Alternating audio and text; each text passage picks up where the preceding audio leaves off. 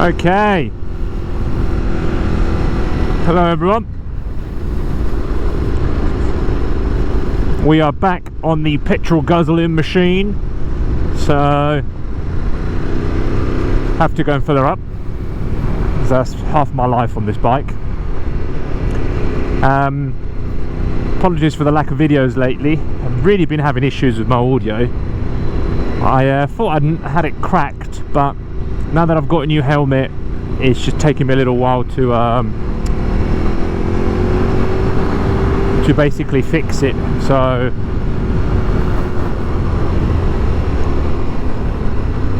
I did have a couple of videos lined up, but unfortunately they didn't quite work out. The audio was just really crackly.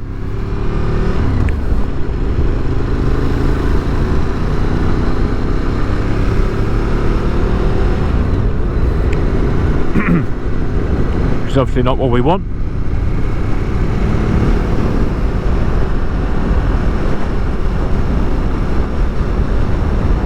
Today is just going to be a little ride to Mersea, which is a little town, well, a little island, I think, half connected to the mainland, but I think it's one road. So when that floods, I don't know if people can actually get out of it or not. That's my understanding.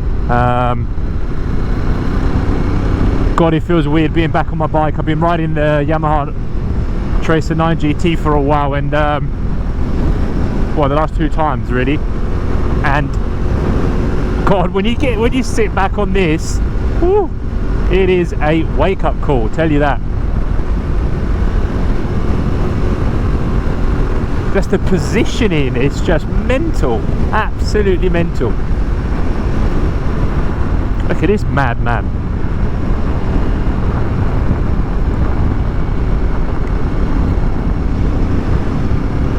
Interesting running style. Yeah, so I think I figured out that the audio was crackling because my microphone was moving around in the helmet. So I've spent a little bit, about 10 minutes earlier, 10-15 minutes, just trying to basically position it inside the helmet and inside the spongy sort of, you know, the spongy bits, so that it doesn't move. So fingers crossed, you guys should be getting a bit of a better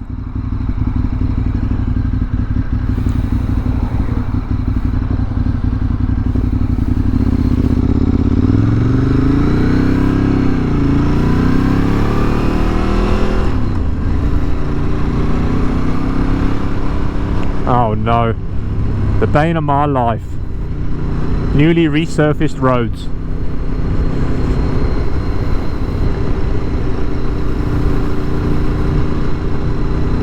They're horrible, absolutely horrible. You feel like you've got nothing,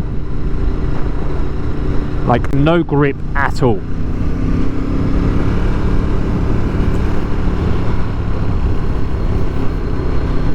And they got loads of gravel in the middle of them, so I'm sitting just outside of it slightly. God, this positioning is just ridiculous. Oh my goodness, I should stop riding the other bike. I just can't. I can't get readjusted to it very soon.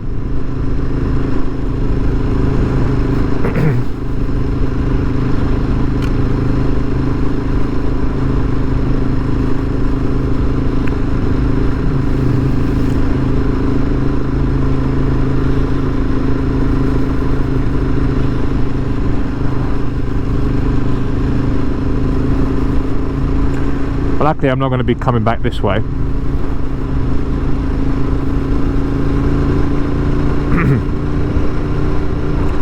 So before I go Mersea, I do need to fill her up, as I called her the old guzzler. So I'm going to skip that part obviously, so you guys can just see road riding.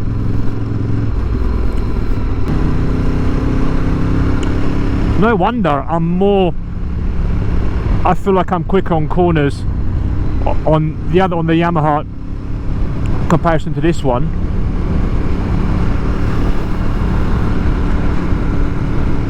just because of the positioning. It's so aggressive that you really need to commit on a turn. And I always say these bikes are built for track, so unless you're, again, this is just my opinion, but unless you're leaning really far, you're going to feel more comfortable, more relaxed turning a bike like something that's more ergonomical on your body, if that's a word.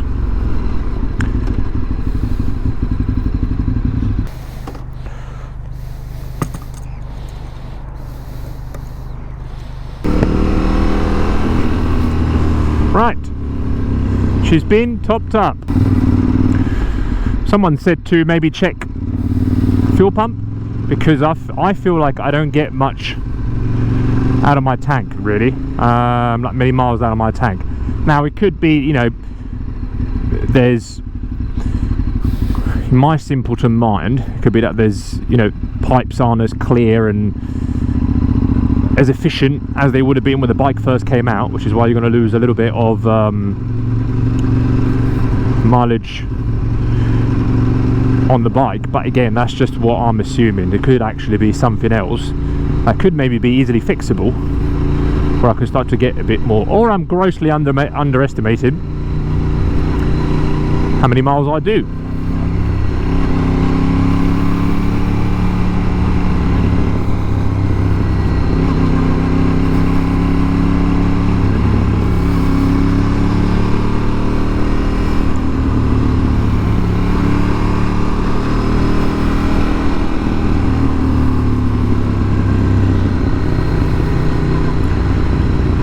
I was thinking about engine braking as well.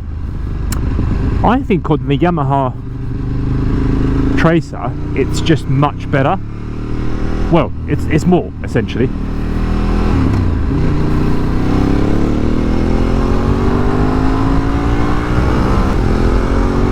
I love this bit.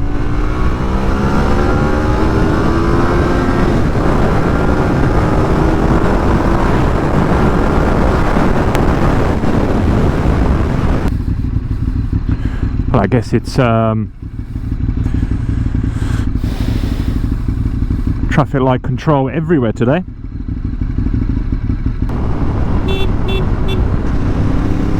Fucking hell, you gotta look.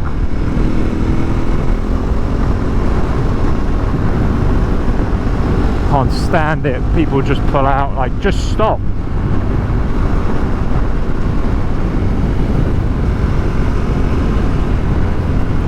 No disrespect to the elderly, because I'm going to be there one day, but a lot of the times it's them.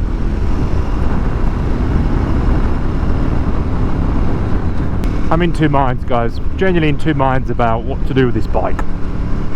It was my dream bike when I was younger, and I thoroughly enjoyed the last 2 years or 3 years of having her, but every time I ride the Yamaha, it kind of shifts me over onto a different side of what a bike should be, and I find it difficult to come back to this side, if that makes sense.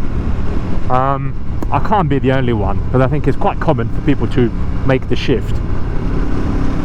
I guess I'm still relatively young, so in my mind I'm like, well, if I'm not going to be able to ride a sport bike now, it's unlikely I'm going to pick one up when I'm, you know, 50, but at the same time, there's more that I can ask of the bike in terms of what it should be able to do than it can currently do. And it sounds, you know, mean, but this was my dream bike, so I don't know if I can sell it. Yeah, I'm at a crossroad, literally.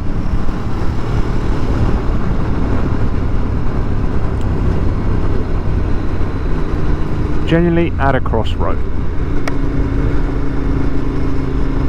And these poor bees are slamming themselves into my helmet, ending their lives.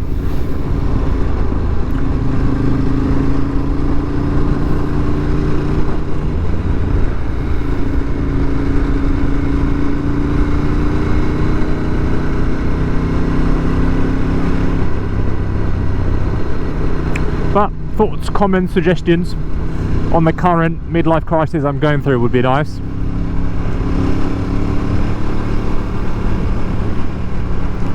It's like in my mind I've got a couple of options that I'm sort of hinting towards.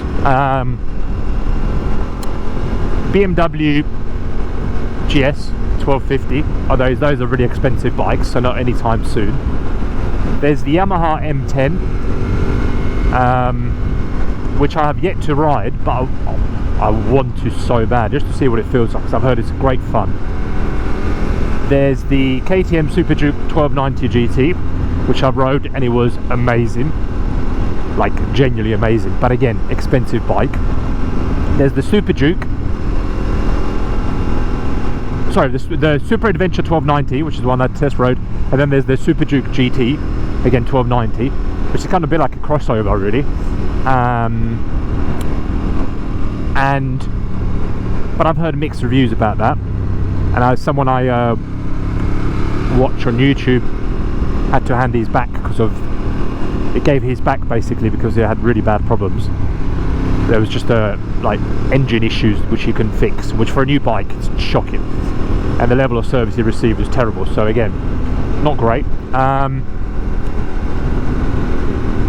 And then I'd like to try the kind of hybrid sports Taurus, so your, I think it's GSX, or it says Suzuki GSX or GX, which have kind of got the styling of a sport bike, but the slightly more comfortable and, yeah, for sort of longer journeys. I'd like to try one of those just to see what they're like, because they get really good reviews too. So yeah, slightly confused is the best way to describe it as to what to do really.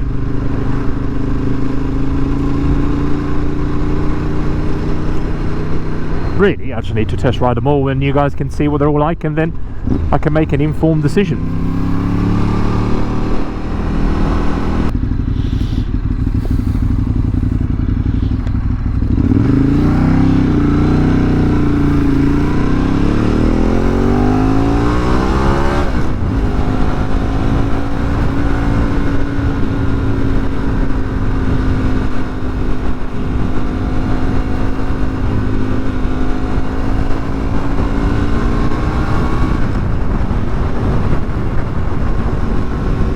It is liable to flooding, isn't it? Experienced it firsthand last time.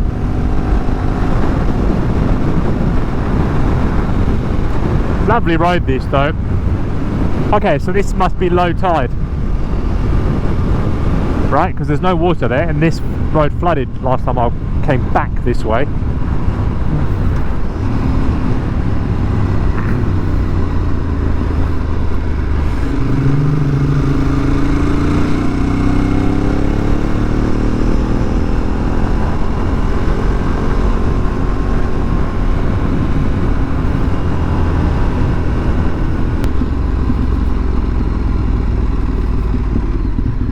It's actually a lot of people.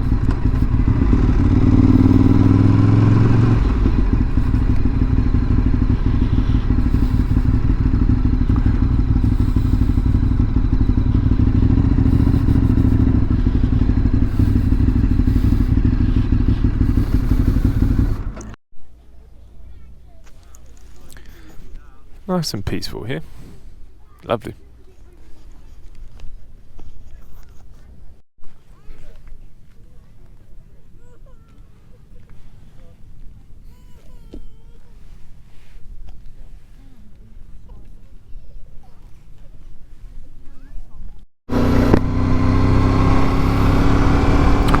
Back in business.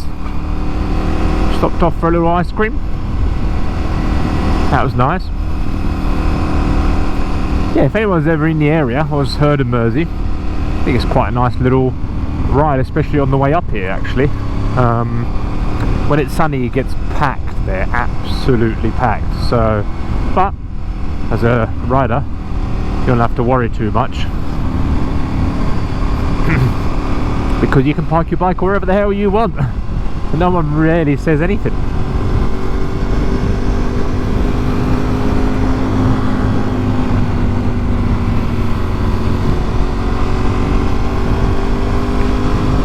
definitely getting a bit chillier as well. Been in Barcelona for the last 4 days, so it's a lovely 20 degrees. Not as hot as it was, as I thought it was going to be, but still a lovely 20 degrees. Highly recommend Barcelona for a little getaway, if people have not been.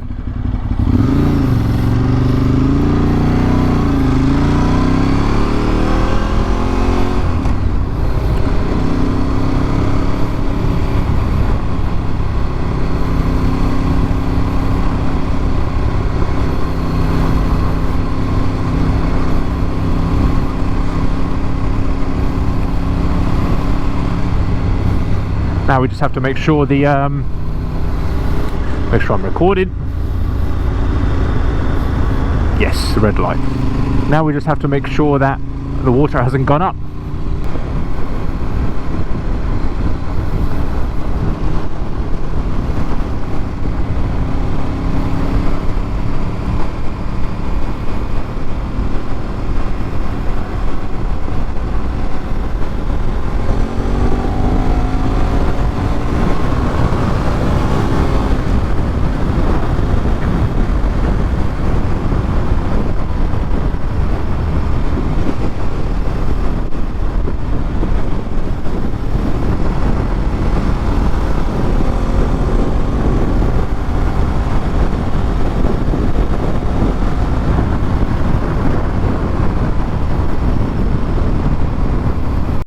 Right, I think I'm running out of battery, so hope you enjoyed Mersea.